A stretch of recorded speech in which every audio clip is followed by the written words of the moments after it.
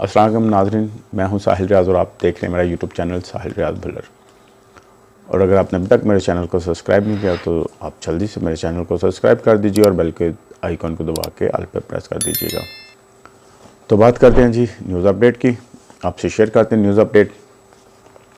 तो कराची वालों के लिए सबसे पहले खुशखबरी है कि माहाना एडजस्टमेंट की मद में 18 पैसे फ़ी यूनिट बिजली उन्हें सस्ती कर दी गई है। तो कराची वाले जी खुशियाँ मनाएं, बड़ी बिजली उनको सस्ती हो गई है, 18 पैसे। चलें, कुछ ना कुछ तो सस्ता हुआ है। और ये रिलीफ दिसंबर के बिलों में दिया जाएगा जी, और वो भी उन सार्फिन को जो 300 यूनिट इस्तेमाल करते हैं, उनके लिए ये स्कीम नहीं है। अब खुश ना हो, जो सार्फिन 300 यूनिट इस्तेमाल करते हैं उनके लिए ये स्कीम नहीं है। अच्छा जी, आगे चलते हैं। बरतानिया अखबार से गुफ्तगू करते हुए बुशरा बीबी की तर्जमान मिशेल यूसुफजई और उनकी बहन मरियम रियाज भट्टू ने कहा कि बानी पीटीआई को अपनी पार्टी के कंप्रोमाइज लीडर से ज़्यादा बुशरा बीबी पर इत्मीनान है। पार्टी रहनुमा बानी पीटीआई की हिदायत पर पूरी तरह अमल नहीं करते। लो जी, नवा कट्टा खुल गया जी कि बानी पीटीआई अपने पार्टी लीडरों पे एतमाद नहीं करते, यानी कि वो कहते जी ये सारा कंप्रोमाइज़ है, ये हुकूमत से कंप्रोमाइज़ कर लेते हैं, इस्टेब्लिशमेंट से कंप्रोमाइज़ कर लेते हैं, मेरी ये बातों पे अमल ही नहीं करते। इसलिए उन्होंने जी बुशरा बीबी को मैदान में लाया। ये बुशरा बीबी की बहन मरियम रियाज भट्टू साहबा और बुशरा बीबी की जो तर्जुमान है मिशेल यूसुफजई ने कहा है कि बुशरा बीबी को सियासत का तजर्बा ना होने की वजह से हदायत दी जाएंगी। बुशरा बीबी के सियासी अज़ाइम नहीं, वो तो पुरसकून रूहानी शख्सियत है। वो बानी पीटीआई और अवाम के दरमियान पुल का किरदार अदा कर रही हैं। उनका कहना है कि जी बुशरा बीबी को सियासत का लालच नहीं है, वो तो एक रूहानी शख्सियत है और वो तो सिर्फ़ और सिर्फ इमरान खान साहब और अवाम के दरमियान एक पुल का काम दे रही हैं ताकि इनको मिलाया जाए। बाकी मरियम रियाज भट्टू साहबा ने कहा कि साथियों का किरदार मशकूक लगता है, ये लोग दोनों तरफ खेल रहे हैं। यानी कि जी मरियम रियाज भट्टू साहबा ने कहा है कि जी इमरान खान के जो साथी है, यानी कि उनके कारकुन हैं, जो MPAs हैं, MNA हैं, या उनके जितने भी कारकुन हैं, उनका किरदार मशकूक लगता है, क्योंकि वो दोनों तरफ से खेले, इमरान साहब के साथ भी हैं और वो इस्टेब्लिशमेंट हुकूमत के साथ भी मिले। ये उन्होंने इल्ज़ाम लगाया जी। जनाब DPO अटक साहब ने कल न्यूज़ कॉन्फ्रेंस से गुफ्तगू की। उन्होंने कहा जी PTI के मुजाहिरीन जब धरने से यानी कि D चौक से वापस आ रहे थे, तब भी उन्होंने आके अटक पुल पे बहुत ज़्यादा फायरिंग की।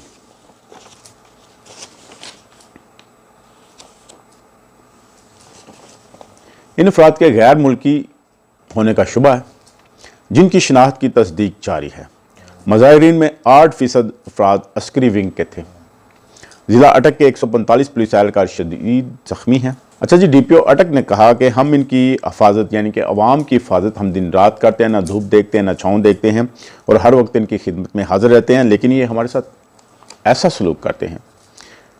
पुलिस अपनी जानों के नजराने पेश करे और फिर भी पुलिस बुरी। मैं अवाम पर छोड़ता हूं कि हमारी कुर्बानियां देखें किस कदर हैं और लोग हमारे साथ क्या सलूक कर रहे हैं। DPO अटक साहब ने उन्होंने कहा कि 145 अफराद जो हमारे पुलिस के ज़ख्मी हैं और जिनमें से 25 या 27 की हालत तफ्शीशनाक है, और जो अब हमने 700 अफराद गिरफ्तार किए हैं और कानून इंशाल्लाह अपना रास्ता इख्तियार करेगा और इनको कानून के मुताबिक सज़ा मिलेगी। DPO अटक ने एक बात और मीडिया से गुफ्तगू करते हुए बताई कि मुजाहिरीन की तरफ से जो आंसू गैस के शेल इस्तेमाल हुए वो ब्राज़ील के थे। यानी कि जो पुलिस एक तरफ से आंसू गैस उन पर छोड़ती, दूसरी तरफ से आंसू गैस के शेल जो PTI के कारकुन पुलिस पे चलाते रहे हैं, फेंकते रहे हैं, वो मेड इन ब्राज़ील के थे, यानी कि इधर के थे, नहीं पाकिस्तान के नहीं थे। ये शेल कहाँ से आए, कौन लेकर आया और मुजाहिरीन तक कैसे पहुँचे, इस बात की भी इंक्वायरी हो रही है।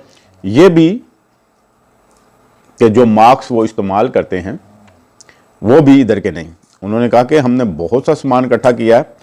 अच्छा जी, अब बात कर लेते हैं जो अली अमीन गंडापुर की मुबैना ऑडियो लीक हुई है जिसमें वो इमरान रियाज साहब को गंदी गंदी गालियां निकाल रहे हैं। ये ऑडियो सिर्फ और सिर्फ गालियों पर मबनी है और इतनी गालम गलोच दी गई है कि जनाब अब सुन नहीं सकते। मंसूर अली खान साहब ने अपने व्लॉग में कहा कि मेरे पास ये ऑडियो असल है जो सोशल मीडिया पर गर्दिश कर रही है वो तकरीबन 38 सेकंड की है, लेकिन जो हमारे पास है वो 1 मिनट 40 सेकंड की है। वो अभी तक सामने नहीं आई। वो सिर्फ और सिर्फ मंसूर अली खान साहब के पास है। उन्होंने कहा कि बहुत से लोग जो हमारी अपनी ही फील्ड के बंदे हैं उन्होंने कहा जी आप ये ऑडियो हमें सुनवा दें। तो मैंने कहा जी आपने, मंसूर अली साहब कह रहे हैं उन्हीं अपनी फील्ड के लोगों को, कोई आपने ये सुन के क्या करनी है, उसमें इतनी गाली गलौच है। उन्होंने कहा फिर आप अपने चैनल पे नशर कर दें। तो उन्होंने कहा चैनल पे जब मैं नशर करूँगा तो मेरे चैनल को फैमिली के लोग देखते हैं, फैमिलियों में लोग बैठ के देखते हैं, बच्चे सुनते हैं और डेफिनेटली जब घरों में लोग देखते हैं तो उनके पास बच्चे होते हैं, उसमें तो बहुत ज़्यादा गालम गलौच है जो फैमिली में बैठ के सुनने के लायक नहीं है।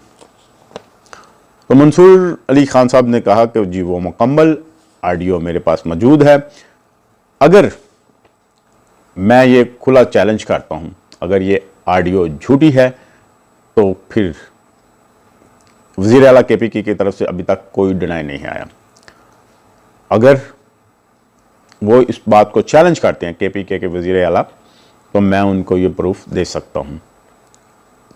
उसके बाद जी खतीजा शाह के लिए नई मुसीबत। 24 नवंबर के एहतजाज में जिन लोगों के खिलाफ FIR काटी गई उनमें खतीजा शाह का नाम फिर शामिल कर दिया गया, हालांकि वो उस एहतजाज में नहीं थी। बहुत से MP MNA का नाम आए हैं लेकिन उसमें खतीजा शाह का भी नाम आया, जबकि खतीजा शाह उस धरने में, उस एहतजाज में शामिल नहीं थी। थोड़ी सी इंटरनेशनल खबरें आपसे शेयर कर लेते हैं। जनूबी कोरिया के सदर ने मुल्क में मार्शल लॉ नाफद कर दिया जी। इसके अलावा जी ब्रिस्टर डॉक्टर सैफ रहनुमा PTI ने कहा कि अताउल्लाह तारड़ झूठ बोल रहे हैं कि मुराद सईद KPK में है, वो KPK में नहीं है।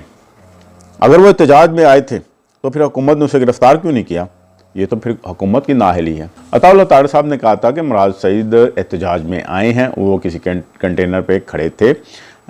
उसी बात का जवाब देते हुए, उसी बात को डिनाई करते हुए जो PTI के डॉक्टर सैफ साहब हैं उन्होंने कहा है कि जी ऐसी कोई बात नहीं कि वो वहाँ पे आए हो। अगर वहाँ पे वो आए हैं तो फिर हुकूमत ने उन्हें गिरफ़्तार क्यों नहीं किया, ये तो फिर हुकूमत की अपनी नाअहली है। अगर आपको हमारा ये व्लॉग पसंद आया तो आप हमारे चैनल को सब्सक्राइब कीजिए और बेल के आइकन को दबा के ऑल पे प्रेस कर दीजिए ताकि हमारी हर आने वाली वीडियो आप तक सबसे पहले पहुँच सके। तो मिलते हैं फिर किसी और व्लॉग में, तब तक के लिए अपना ख्याल रखें। शुक्रिया।